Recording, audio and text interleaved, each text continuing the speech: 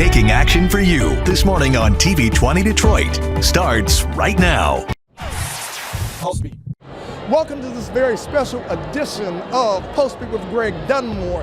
We're at the 2024 National Convention of the National Association of Black Journalists. And the very first event is an interview with Donald Trump. I have been the best president for the black population since Abraham Lincoln. That's my answer. Better than President Johnson, who signed the voting rights. And needless to say, we already know his type. Stay tuned. What's happening in entertainment? From Tinseltown to the Big Apple, this is your weekly entertainment magazine with Greg Dunmore of PulseBeat.tv. Pulse of a new generation. PulseBeat.tv. Please welcome to the stage ABC News senior congressional correspondent Rachel Scott.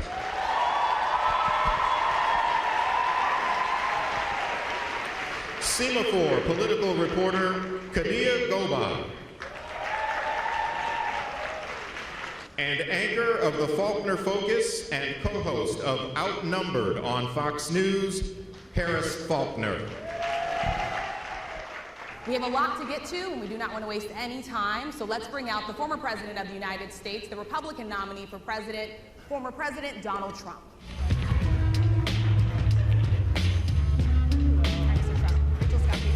Thank you.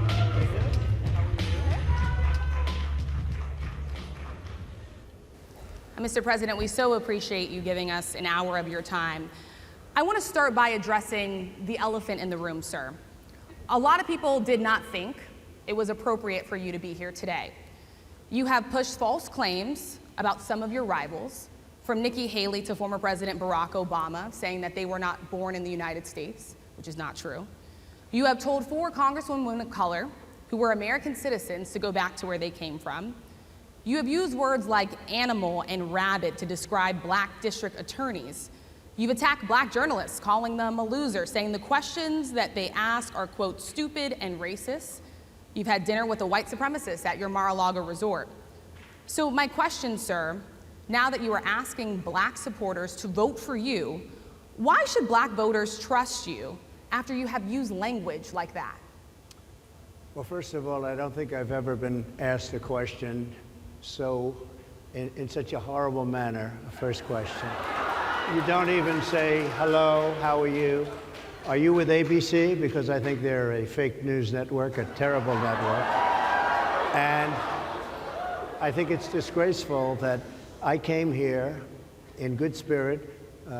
I love the black population of this country. I've done so much for the black population of this country, including employment, including opportunity zones with Senator Tim Scott of South Carolina, which is one of the greatest programs ever for black workers and black entrepreneurs. I've done so much, and and I say this, historically black colleges and universities were out of money, they were stone cold broke, and I saved them, and I gave them long-term financing, and nobody else was doing it. I think it's a very rude introduction. I don't know exactly why you would do something like that. And let me go a step further. I was invited here, and I was told my opponent, whether it was Biden or Kamala, I was told my opponent was going to be here. It turned out my opponent isn't here. You invited me under false pretense. And then you said, you can't do it with Zoom. Well, where's Zoom? She's going to do it with Zoom, and she's not coming. And then you were half an hour late. Just so we understand, I have too much respect for you to be late. They couldn't get their equipment working or something was wrong. Mr. President, I would love if you can answer the question on your rhetoric and why you believe that black voters should trust you with another 4 years. I have been the best president for the black population since Abraham Lincoln. That's my answer. Better than President Johnson, who signed the Voting Rights Act? And for you to start off a question and answer period, especially when you're 35 minutes late because you couldn't get your equipment to work, in such a hostile manner, I think it's a disgrace. Let me just ask a follow-up, sir, and then we'll move on to other questions here.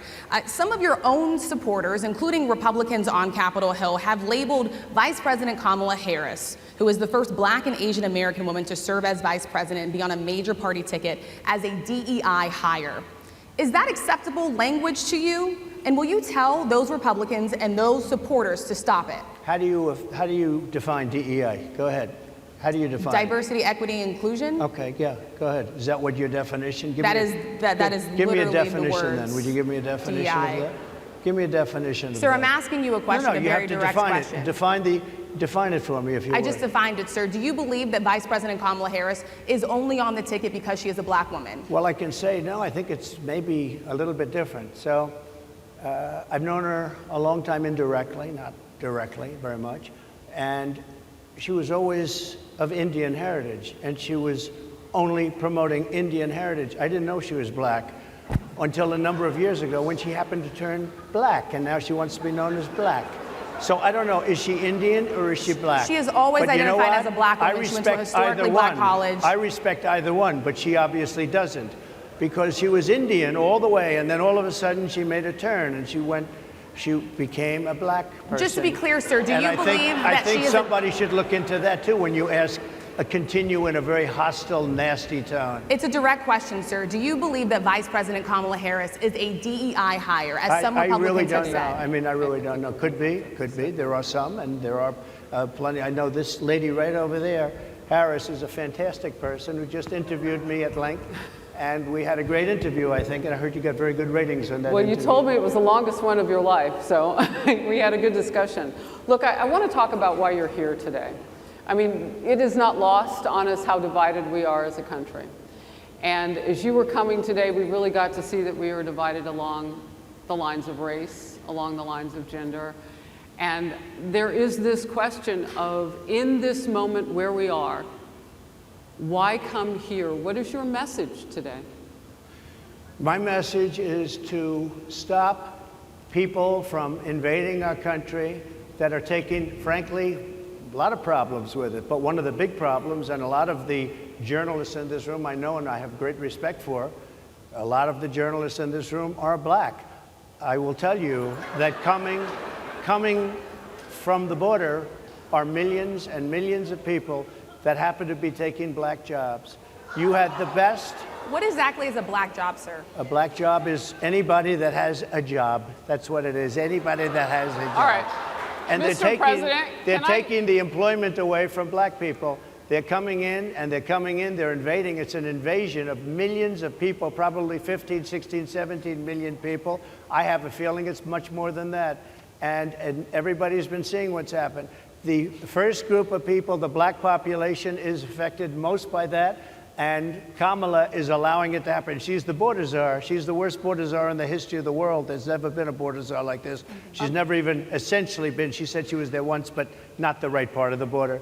So she was a border czar. She's done a horrible job. These people are coming into our country, and they're taking black jobs and Hispanic jobs, and frankly, they're taking union jobs. Unions are being very badly affected by all of the millions of people that are pouring into our country. And one thing, as we discussed, many of these people are coming in from mental institutions, from prisons, from jails. They're gang members in other countries.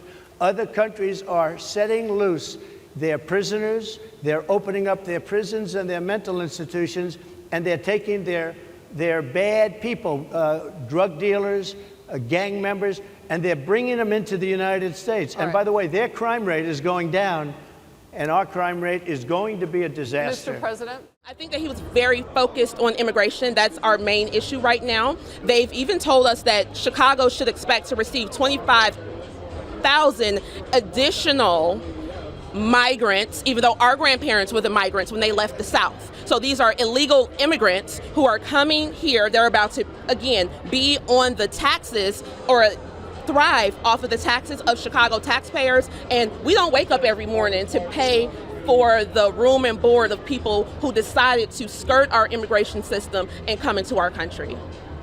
What do you say about people that will say Make America Great Again is actually coded for Make America White Again? I would say that they're idiots because, again, I'm 100% American. So if we say Make America Great Again, you're talking about me and every other American Negro person in this country. Those people are actually racist because they believe that America inherently means white, and we've been here longer than the majority of white people. Our people have been in this country for a very long time, eating cornbread and paying taxes. And so you're a Negro, right? I am an American Negro. That's what my mother's birth certificate says. That makes me a part of the non-immigrant class. The Negro, or the man here who calls himself a Negro, is just an ex-slave. If he is an ex-slave, I'd rather say he's still a slave. But he's wearing his slave master's name, the name that was given to him during slavery. He's speaking the language of the man who made him a slave because he has no knowledge of his own tongue. He only knows the history, his own history, as taught to him by his former slave master, who purposely hid from him his own history to make him think that he was an inferior being before being brought here. PulseBeat. Neighborhood beautification. That's very important to Detroit. It's very important to block clubs, organizations, and people who live in the community. We got started with 2 lots and a vision of a treehouse center. Because if we can take these blighted lots, Detroit give us grants to be able to do something with them that the community wants, it's a plus because we're bringing our neighborhoods back to where we want them to be, where they should be. All because I live in Detroit. Pulse of a new generation. PulseBeat.tv. If you like what we're doing, please tell a friend, or if you want to see what we've done again, go to PulseBeatGlobal.com. That's PULSEBEATGLOBAL.com. You can also go to our PulseBeat TV YouTube channel and you can revisit what we're doing. And once again, you can tell everybody that we're doing something that is so exciting that they wouldn't want to miss it. Remember PulseBeatGlobal.com or the YouTube channel PulseBeat TV. Thanks for telling the world about us. PulseBeat. When the NABJ, the National Association of Black Journalists, invited Republican presidential candidate, former U.S. President and convicted felon Donald Trump to its 2024 National Convention in Chicago, it was a polite thing to do. And the first thing out of Donald Trump's mouth was how insulted he was by the rudeness of the NABJ conversation interview that is still being discussed as one for the books. Moreover, Donald Trump knows a lot about what it means to be rude and crude. You've attacked black journalists, calling them a loser, saying the questions that they ask are, quote, stupid and racist. You've had dinner with a white supremacist at your Mar-a-Lago resort. So my question, sir, now that you are asking black supporters to vote for you, why should black voters trust you after you have used language like that? Well, first of all, I don't think I've ever been asked a question in such a horrible manner, a first question. You don't even say, hello, how are you? Are you with ABC? Because I think they're a fake news network, a terrible network. And I think it's disgraceful that I came here in good spirit. So your take on what took place during this interview with Donald Trump at the NABJ convention 2024 in Chicago. Yeah, but we just witnessed was an abomination. We knew exactly who he was. We knew exactly how he was going to lie. Out of the gate, he insults NABJ. He insults Rachel Scott. This is a man who has consistently attacked black journalists. He's attacked journalists. He attacked Jamel Hill. He attacked April Ryan. He attacked Yamiche El-Sindor, who was sitting in the audience. You've said repeatedly that you think that some of the equipment that governors are requesting, they don't actually need. You said New York might not need 30,000. You said it on Sean Hannity's Fox News. You said that why don't you people act? Let me ask you. You said why don't you act in a little more positive? It's always trying to get you. My question to you is, get you. And you know what? That's why nobody trusts the media anymore. My question to you is, how is that going to impact? Excuse me, you didn't hear me. That's why you used to work for the Times and now you work for somebody else. And so what we got is exactly what many of us knew we were going to get. I think it was impressive how Mr. Trump repeatedly evaded all questions that were asked. Every time Rachel, Harris, or Khadijah asked a question, he would first insult each of them. It always opened up with an insult, and then he wouldn't directly answer the question. And if he did, he would just go back to all of his previous talking points that he typically goes to throughout his entire campaign. Throughout the world history, The greatest leaders, some of the greatest leaders in the world were in their 80s. But here's the question. Would you consider stepping down if you felt that your health was declining? Or would you? Oh, absolutely. And who would make, I think I'd know. How would you make that decision? I think I'd know. Look, if I came onto a stage like this and I got treated so rudely as this woman treated me. Oh my goodness.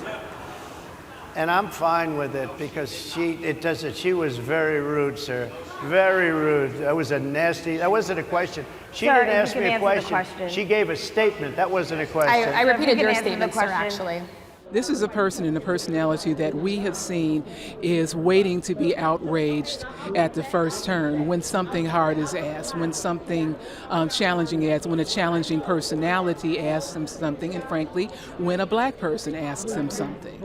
So it wasn't a matter of necessarily how the question was asked, but at what point was he going to pull the outrage trump card, if you will, out of his pocket. Interestingly and insightfully, Donald Trump summed up his chances of winning to what many might conclude is a popularity contest based on his election, depending on whether voters like him or dislike him. Mr. Trump, you are definitely disliked, and for good reason. Do not let the fact that he lies loudly and with impunity blind you to the fact that he is a traitor to this country. We have seen him betray this country. And we know that the people who know him best cannot support him because of that. I've known Donald Trump all of my life. He's the same man now as he was when I was a child. He's incapable of changing. And if we let him anywhere near the levers of power again, that would be one of the worst mistakes this country could ever make. And I believe at that point, the American experiment would be over. But you're not voting that way. You're voting for the president. You're voting for me. If you like me, I'm going to win. If you don't like me, I'm not going to win. But as you may know, I'm a lifelong Republican. All right? And by all means, you owe no displaced loyalty to a candidate that is morally and ethically bankrupt.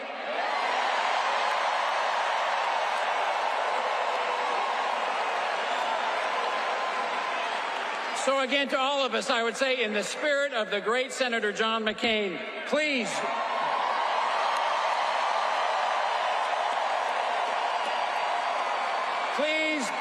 join me in putting country over party and stopping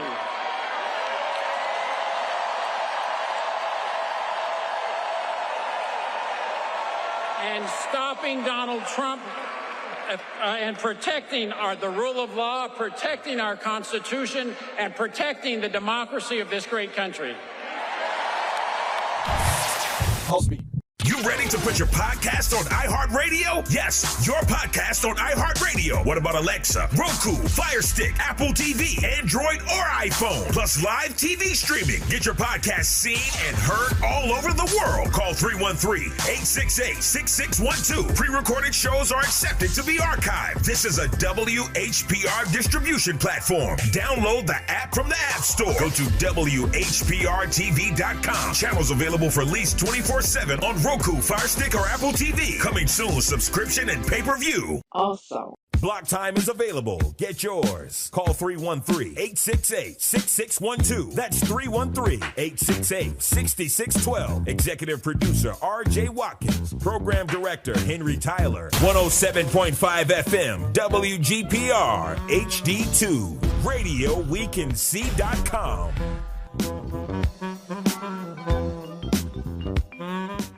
Visit Dallas for the 7th Annual Riverfront Jazz Festival, one of the fastest growing jazz festivals in America. And it's happening in Dallas, Texas on Labor Day weekend, Friday, August 30th through Sunday, September 1st at the Black Academy of Arts and Letters in the downtown Dallas Convention Center. On 3 stages, you'll see Grammy, MTV, American Music, Image, People's Choice, BET, Soul Train, and Billboard Award winners like Brian McKnight, Genuine, Cassandra Wilson, Stanley Jordan, Norma Brown, Mesa, Stokely, Sheila E., Patrice Rushin, Tower of Power, Ruben Studdard, Take 6, Down to the Bone, The String Queens, Fantastic Negrito, Four Brothers on Bass, Dallas Symphony Orchestra, Dallas Second Line Jazz Band, and a special tribute to 20 great men and women jazz singers. Make your way to Dallas, Texas for the Riverfront Jazz Festival. For tickets, call 214-743-2400 or go to Ticketmaster.com.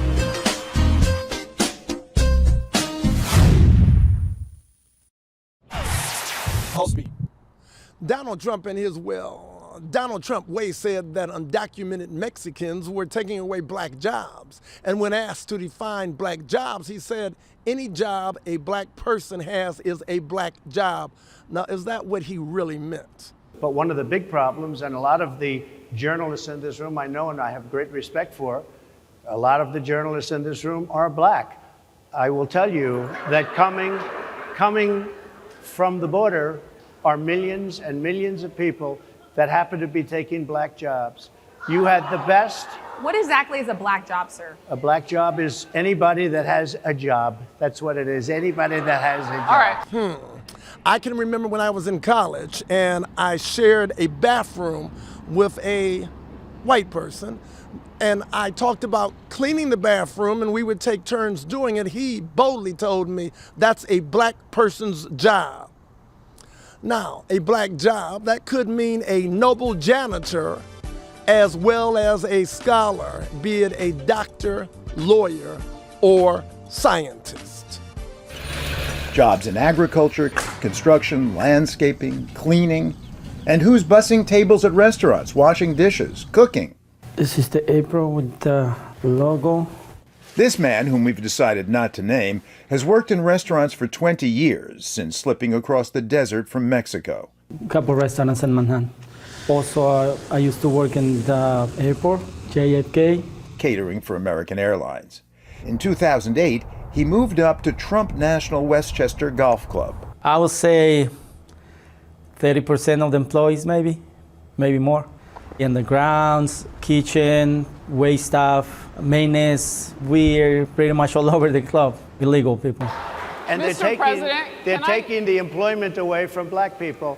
They're coming in, they're invading. It's an invasion of millions of people, probably 15, 16, 17 million people. I have a feeling it's much more than that. And everybody's been seeing what's happened. The first group of people, the black population, is affected most by that. And Kamala is allowing it to happen. She's the border czar. She's the worst border czar in the history of the world. There's never been a border czar like this. She's never even essentially been. She said she was there once, but not the right part of the border. So she was a border czar. She's done a horrible job. These people are coming into our country, and they're taking black jobs and Hispanic jobs, and frankly, they're taking union jobs. Unions are being very badly affected by all of the millions of people that are pouring into our country. And one thing, as we discussed, many of these people are coming in from mental institutions, from prisons, from jails. They're gang members in other countries. Other countries are setting loose their prisoners. They're opening up their prisons and their mental institutions, and they're taking their bad people, drug dealers, gang members, and they're bringing them into the United States. And by the way, their crime rate is going down, and our crime rate is going to be a disaster. Mr. President? And Donald knows a lot about this. He used undocumented labor to build the Trump Tower. He underpaid undocumented workers, and when they complained, he basically said what a lot of employers do. You complain, I'll get you deported. I want to get everybody out of the shadows, get the economy working, and not let employers like Donald exploit undocumented workers, which hurts them but also hurts American workers. Do you feel after this interview or this discussion with Donald Trump that it gave him points with the black community, as you might assume, or did it subtract points? Yeah, for me, it looked like it subtracted points a lot.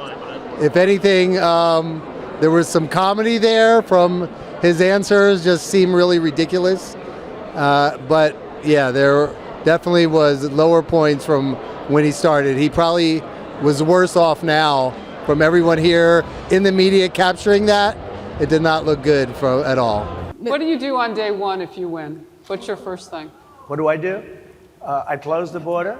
And I do two things, because I can do a lot of things simultaneously. I close the border. We don't want people coming in. We want people to come in, Harris, but they have to be vetted. They have to be checked. They have to come in legally. We want people. I want people to come into our country, but they have to be vetted. They have to be checked.